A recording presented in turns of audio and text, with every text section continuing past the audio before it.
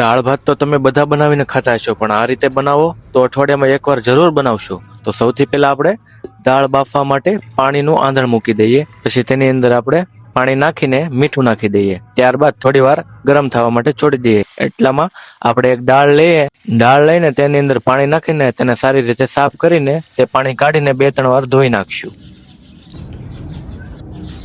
અને પછી તે આપણું આંધણ થઈ ગયું તેની અંદર દાળ બાફવા માટે છોડી દઈશું. જ્યાં સુધી દાળ બફાય ત્યાં સુધી આપણે સાઈડમાં ટમેટા કાપી નાખશું. ટમેટા કાપીને તેને આપણે બાફેલી દાળની અંદર નાખી દઈશું. અને ત્યારબાદ આપણે મરચાંને પણ કાપી લઈશું અને તેને એક ખાણીમાં લઈને આદુના કટકા અને તેની અંદર લસણ નાખીને ખાંડી લઈશું. અને તેને ગોળ બનાવીને પણ દાળની અંદર નાખી દઈશું. પછી હળદર પાવડર, પછી ધાણા જીરું પાવડર, પછી આપણે લીંબુનો રસ નાખીને આપસમાં સારી રીતે મિક્સ કરી નાખશું અને ચડવા માટે થોડી વાર છોડી દઈશું આપણે.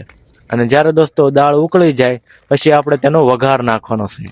તો સૌથી પહેલા એક વાટકો લઈ લઈએ અને તેની અંદર તેલ નાખીને તેલ જ્યારે ગરમ થાય પછી એની અંદર આપણે રાઈ નાખી દેવાની છે. અને બધી રાઈ ફાટી જાય પછી તેની અંદર જીરું નાખીને પછી તેની અંદર સૂકા મરચા અને પછી મીઠો લીમડો નાખી દેવાનો છે.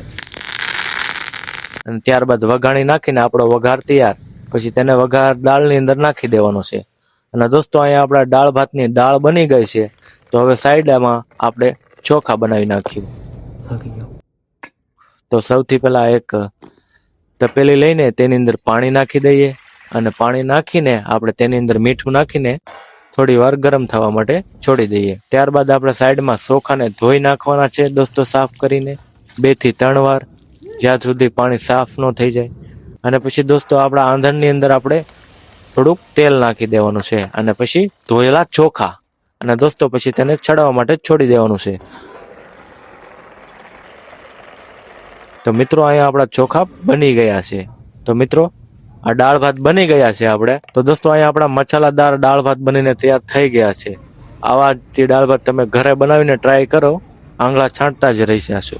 તો મિત્રો અહીંયા સુધી જો આવી ગયા હોય તો ચેનલને સબસ્ક્રાઇબ કરવાનું અને આ વિડીયોને લાઈક કરવાનું ભૂલતા નહીં.